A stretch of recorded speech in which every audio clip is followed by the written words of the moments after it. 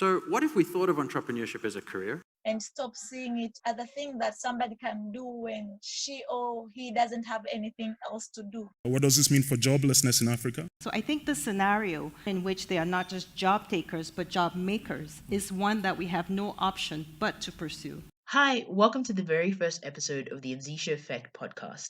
My name is Didi Onu, and I am the Communications and Stakeholder Relations Associate for the Anzisha Prize. For those of you who don't know, the Anzisha Prize is a partnership between African Leadership Academy and MasterCard Foundation. We aim to celebrate and support very young entrepreneurs under the age of 22. Our podcast is dedicated to sharing the amazing stories of young entrepreneurs from across the continent. Hear from young minds as they embark on their entrepreneurial journeys. From challenges to triumphs, their stories of hard work, determination, and a passion for the continent should be celebrated, and we aim to do just that. In a matter of weeks, everything changed. The world was thrust into a pandemic, an unprecedented reality that left us all asking, is this truly happening? And we all came to the glaring truth that it was.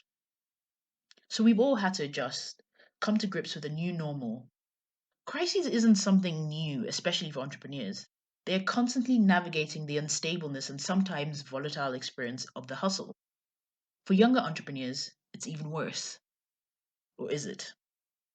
In this episode, we talked to Balbina Gulam, whose response to crises shows how we can all learn from a bump in the road. Balbina, welcome to the show. Please introduce yourself to everybody. So my name is Balbina Gulam.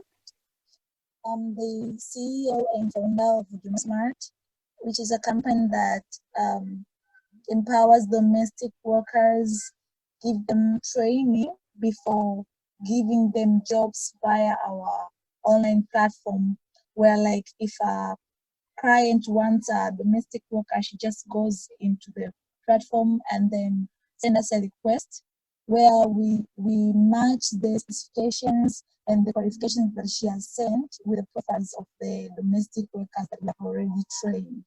So for those of you who don't know, I met Balbina in 2019.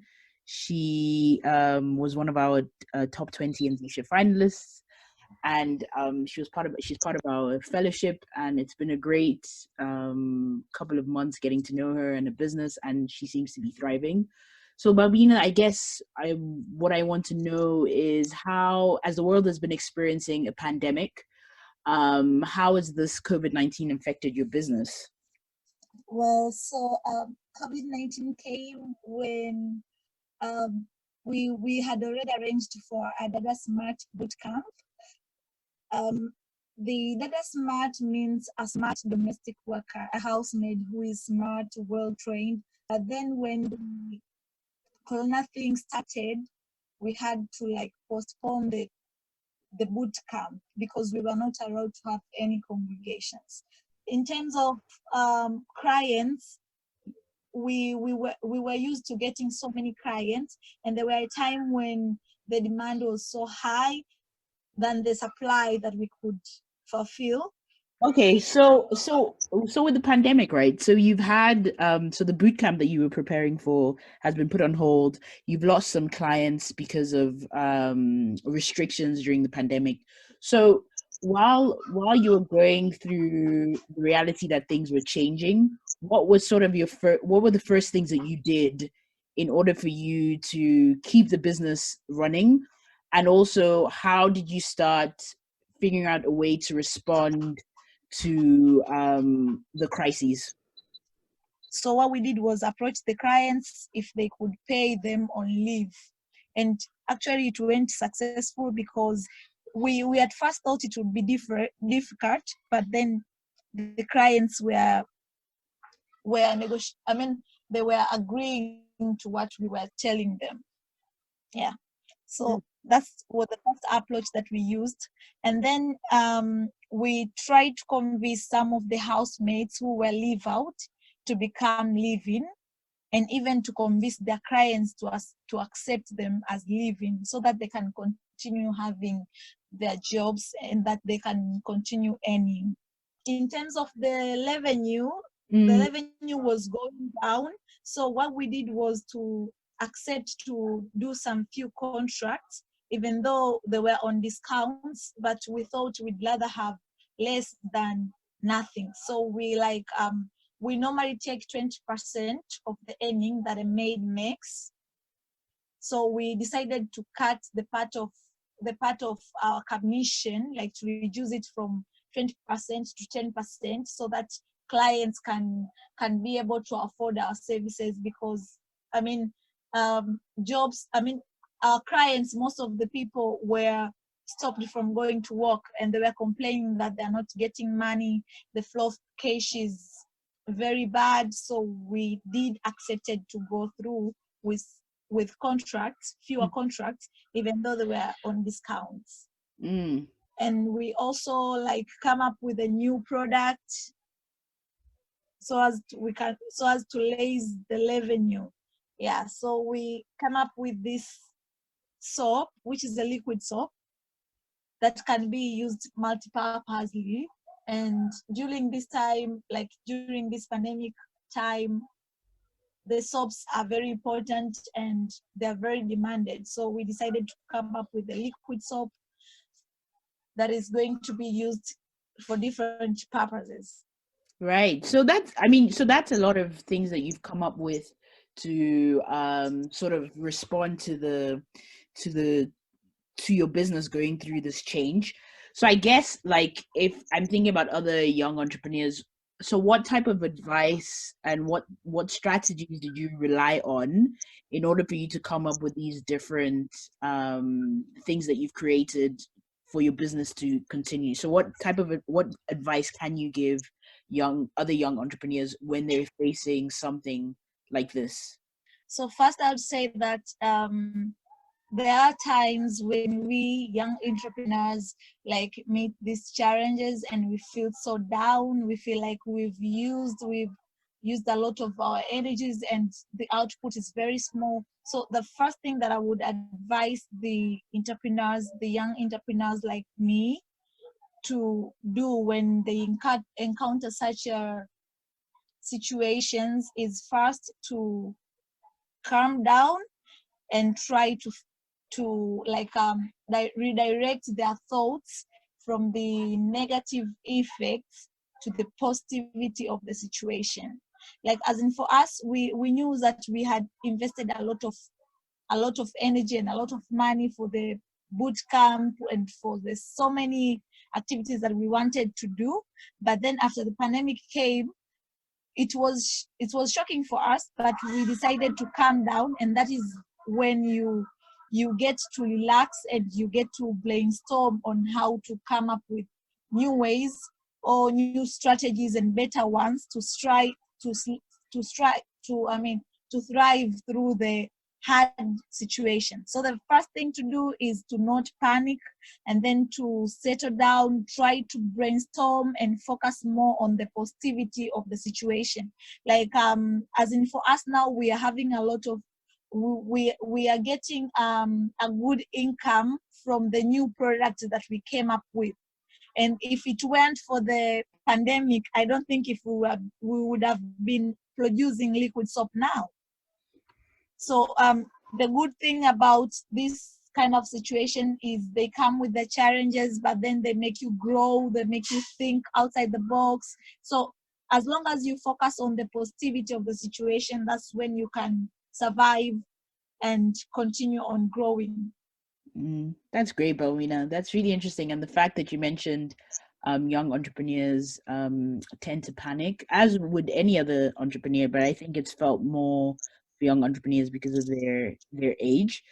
So for you, now that you're going through, now that the whole world is basically going through the pandemic, how do you define a crisis? What is your definition of a crisis? I think a crisis is more of a, I can say, just a stone in front of you, a small stone, but behind the stone there's something bigger and shiny and a very good thing that's waiting for you to jump over the stumbling stone. so that you can get the best of it. So in terms of crisis, I always thought like a crisis is a bad moment, but at this time I feel like a crisis is like a path that you have to go through, even though it's very difficult and it's very painful. But if you actually go through it, beyond it, there's something greater than what you can imagine. That's great. I mean, so do you think entrepreneurs should or can plan for a crisis in the future? Should there be strategies already within your business that can combat or have an immediate response to a crisis? Yeah, definitely. And as in for our business, we always think about the risks that can happen and how are we going to mitigate those kind of risks. But we've never pictured like a crisis like this one, the one that we're experiencing. But I think it's time that we start thinking, as I said, we start thinking beyond, we start thinking outside the box. We have to be preparing ourselves. We have to be imagining about the crisis that we can face at any point. And I think it's time that we should all promote and encourage the use of technology, because in this time, that's when you can really get to see how technology can help one in surviving such a situations. Mm. So the power of technology proves itself to be very important during a crisis, as many people think.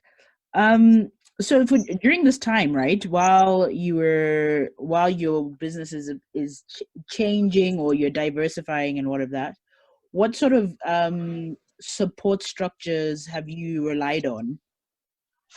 So far we've been supporting each other's in our team, Huduma Smart team. And also we've been trying to approach different sectors for partnership and for like getting resources. And the only thing that we've been able to get is the advices, more of advices, and the amount of the advices and the few help, such as, I don't know how to term this, but like getting help such as these sanitizers and masks for using masks. Yes. So we've been getting some few donations from private people and from some of the sectors, but mainly from the sectors, it's more of advice. Yeah. So you've definitely relied on people close to you. So any tips that you can give young entrepreneurs who are a bit skeptical, or young people who are a bit skeptical to go into business? Seeing as you're an entrepreneur yourself, so any advice for young people thinking about becoming an entrepreneur? I always say that in these eras, there's a lot of challenges that we are facing. And the biggest challenges now in the streets and everywhere, and I think in every country in Africa, is the high rate of unemployment. And for us to solve the unemployment issue, we need to be involving ourselves with entrepreneurship, and especially the young entrepreneurship, because with entrepreneurship, we'll be able to transform the job seekers into becoming the job creators. And most of the job seekers are not old people. They're the young ones, they're the fresh graduate, they're the youth of this age. So if we could learn to entrepreneurship and stop seeing it as a thing that somebody can do when she or he doesn't have anything else to do, but focus on it as a main as a main activity, or maybe I could say as a career, and stop defining it the way, and just like stop thinking of entrepreneurship as a least thing that somebody can do, or stop thinking of entrepreneurship as the biggest thing that people do. Because if you think that it's the smallest thing for you to do it, that's when you just ignore it and you won't get yourself to do it. And also when you think it's the biggest, like the entrepreneurship is very big that you cannot afford to do it, that's when also you won't get to do it. But to think of it as a normal career that you can pursue with a passion, and it's a career that we need, Africa needs, for creating jobs and for creating a lot of job creators, and in order to like beat the unemployment situation in Africa. Great, Balbina. That's awesome. Thank you so much. Thank you too. In the next episode, I'll be chatting to Noah Walakira, a young Ugandan entrepreneur who was selected as an Anzisha finalist in 2014. Noah runs a textile business in Uganda, and you'll soon hear how he took his business from surviving to thriving.